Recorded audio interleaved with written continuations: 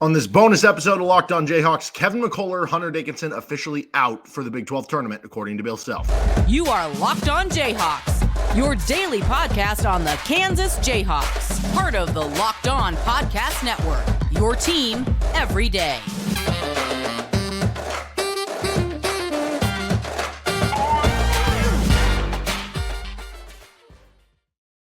I'm Derek Johnson. Thanks for making Locked On Jayhawks your first listen every day. We are free and available anywhere you get your podcasts, including on our YouTube page, where you can like and subscribe to the show. You can give me a follow at DJohnsonRadio. Thank you to every dayers tuning in to each and every episode. And we're giving you a bonus episode today because there was some news from Bill Self at Hawk Talk that he announced Kevin McCullar and Hunter Dickinson are not going to be playing in the Big 12 tournament for Kansas, though he did seem optimistic that both would be playing in the NCAA tournament next week. So we're going to get into the outlook for the Big 12 tournament, the outlook for the NCAA tournament. Is just posturing, or is it true? And how would those things kind of affect things for KU on this episode of the show? First, we are brought to you by Nissan. This episode is brought to you by Nissan. Are you the kind of driver that likes to push things a little further? Ever wonder what adventure could be around the next corner? Take the Nissan Rogue, Nissan Pathfinder, or Nissan Armada and go find your next big adventure. Check them all out today at nissanusa.com. So we recorded tonight an episode with Nick Schwartz. It was supposed to drop tomorrow, and it talked a little bit about, what would happen if Hunter Dickinson and Kevin McCullar are out. Turns out they're going to be, so that stuff all still applies. So please check out that episode. But as we're recording it, Bill Self said some of this stuff on Hawk Talk, so I decided, I'm going to do a bonus episode so that we can address all of this stuff that specifically happened. But please do listen to that show because it is still pertinent to everything that is happening here. But we wanted to get it all out tonight, so you can listen to it tonight, Tuesday, whatever it is. And we will still have a preview for the KU game coming out to you on Wednesday at some point. But anyway, so this is what Bill Self said on Hawk Talk about Hunter Dickinson. Quote, "We got great news yesterday with Hunt. There's no surgery, did not tear his labrum. Actually, he's far better off than what the doctors and trainers even imagined." So this, it's one of those things where as long as you avoid some of that damage stuff, guys can have like dislocated shoulders that just pop back in clean and they're okay. And it is fortunate that that's the case for Hunter Dickinson. Now, he did add, though, that Dickinson won't play this week, but will start practicing next week for the NCAA tournament. So that would be great news for KU to possibly have him back. In the account of Kevin McCullar, Bill Self said, quote, "Kevin will not play this week, but that's a positive too because everyone thinks that the time off will obviously help him. He will play in the NCAA tournament as well." And he also added they expect Kevin to be practicing a week from today. He said, quote, "We've only been getting one practice in a week on the other times."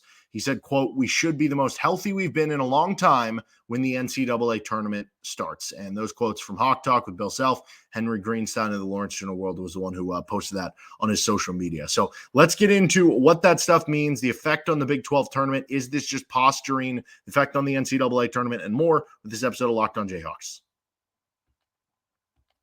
First, we're brought to you by Nissan. Are you the kind of driver that likes to push things a little further? Ever wonder what adventure could be around the next corner? Our friends at Nissan have a lineup of SUVs with the capabilities to take your adventure to the next level. The 2024 Nissan Rogue is perfect for city drives and great escapes. They have class-exclusive Google built in to always give you an updating assistant to call on for almost anything. Gone are the days of connecting your phone. Google Assistant, Google Maps, Google Play Store, built right into the 12.3-inch HD touchscreen infotainment system. The 2024 Rogue is the perfect mid-side crossover for your next adventure. And there's the 2024 Nissan Armada too, as the lineup continues on.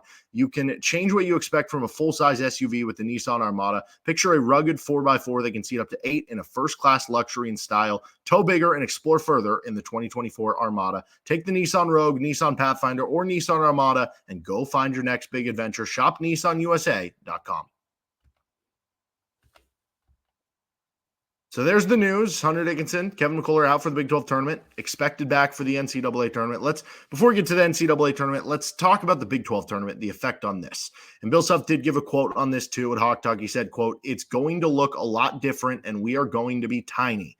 He kind of added KJ Adams is going to probably start at the 5. Johnny Furphy will be the power forward. Nick Timberlake, the small forward. So that answers some of the questions of, will it be KJ starting at the 4, Parker Brown at the 5. The expectation there would then be, okay, who becomes the new starter? Well, if Nick Timberlake's the small forward, Furphy's the power forward. Without obviously Kevin McCullar, DeJuan at the 1, I think you could assume Elmarco Jackson would be the 2. Though then again, we did see Jamari McDowell start the second half against Houston. So maybe Jamari McDowell could be the starting 2. And maybe there's a reason that Bill Self left that part kind of out. Maybe that is kind of more of an open competition. So maybe that becomes a little bit interesting here. And then obviously off the bench, you'd have the other one of Jamari McDowell, Marco Jackson, and Parker Brown. It will be a very thin team. Not that they haven't been that thin. Maybe we even see, a couple minutes where you have to throw Dylan Wilhite just to absorb a foul or something, or a couple minutes where you have to put in Michael Jankovic just to try to hit a 3 and to give somebody a couple minutes breather. That is entirely possible, which is kind of crazy to talk about in terms of how that could affect things for KU. I do think that playing small ball for Kansas, I think it'll be tough if you're playing Cincinnati for sure, because Cincinnati, is really tough and they get about a lot of rebounds, and that could be a very bad matchup for KU. If it's West Virginia, could be tough going against Jesse Edwards, but defending the 3s, it'll actually help you. If you do make it through to the quarterfinal round, I think actually playing small ball 5 could help you in a game against Baylor, because Yves Missi was giving Hunter Dickinson trouble as a rolling and athletic running big man. KJ might be able to match up better, and you might be able to defend better on the 3-point line against them in one way. So I don't know. There is some positives that you could possibly have as part of it, but obviously you're going to be looking who is going to give you your scoring punch. What if KJ Adams playing the small ball 5? What if he's able to just dribble and run by and drive by a bunch of centers and he averages 18 points per game in the Big 12 tournament? I don't know. Is DeJuan going to be more of the Kentucky DeJuan where it's like, hey, we need you to score now. Can you average 15 points per game in whatever amount of games you play in the Big 12 tournament? Can Johnny Furphy show some more off the dribble that we've more so seen him be a spot-up shooter and a transition scorer? Can he add a little bit more to his game? Does this give the comfortability to Nick Timberlake and Elmarco Jackson that your leash is longer, your leash is big, because there's not the guys to come off the bench, and maybe we see more of those guys in this game? I think as we were talking about in the show with Nick Schwartz, he kind of mentioned that some of the biggest takeaways you can have from this is if any of the individuals go off, and maybe this is the light you needed them to click headed into the NCAA tournament if you can get everybody back and healthy. But certainly you have questions about who the scores are going to be, who the guys are going to be late in the shot clock, who the guys are going to be when you're playing a good defense. I do think there's the opportunity for them to be a little bit more switchable defensively, a better 3-point defense, but they'll probably be a worse 2-point defense, and they could be an even worse rebounding team, which that part is a little bit scary too, especially if you are matched up with Cincinnati in that first game. All right, let's finish up here with the effect on the NCAA tournament, and could this all just be posturing in some of the comments given from Bill Self? First, this episode of the show is brought to you by FanDuel Sportsbook. Say goodbye to busted brackets, because FanDuel lets you bet on every game of the NCAA tournament. Whether you're betting on a big upset or a 1 seed, it's time to go dancing on America's #1 sportsbook. Right now, new customers get $200 in bonus bets if your first $5 bet wins. That's $200 to use on point spreads, money lines. You can even pick who's going to win it all. Just visit FanDuel.com/lockedon and bet on college hoops until they cut down the nets. Locked On Jayhawks is the official, or FanDuel, the official sportsbook partner of the Locked On Network.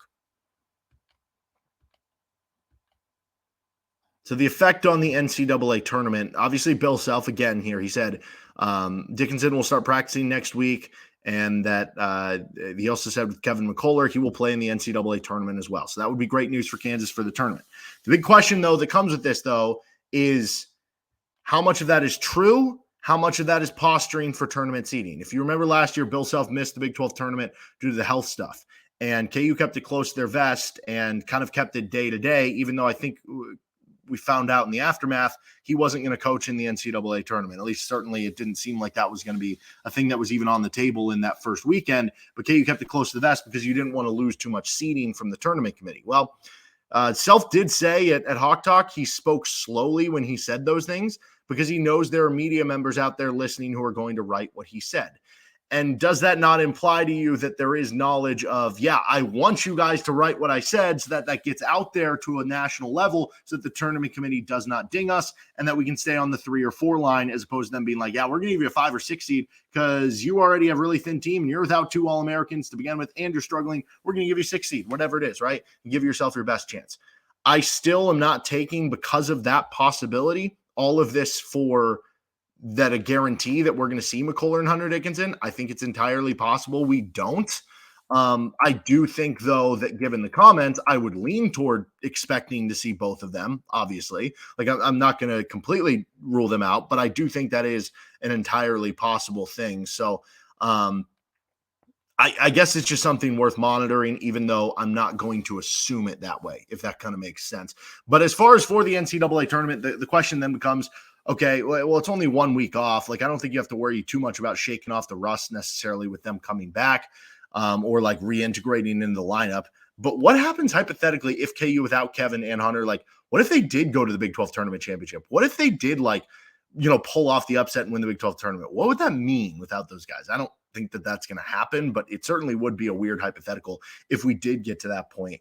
I think obviously, this could be in some way a blessing in disguise. Like what if those guys get extra healthy? What if they have fresher legs and that allows them to, I remember there was the one like week off that you had during the Big 12 tournament, I want to say, or Big 12 regular season schedule. I want to say Hunter Dickinson had a great game after that. And he said it was like the most fresh that he's felt in a long time. I think it might have been the Oklahoma game or something like that. And he put up like big numbers. And maybe with Kevin McCullar, this is what you need. And maybe this will be the healthiest. And maybe this does go back in line with the idea of, Kansas has not been built for the regular season, but maybe things will line up for the NCAA tournament this year. And as long as those things are true, that could be helpful for the tournament, but we'll wait and see.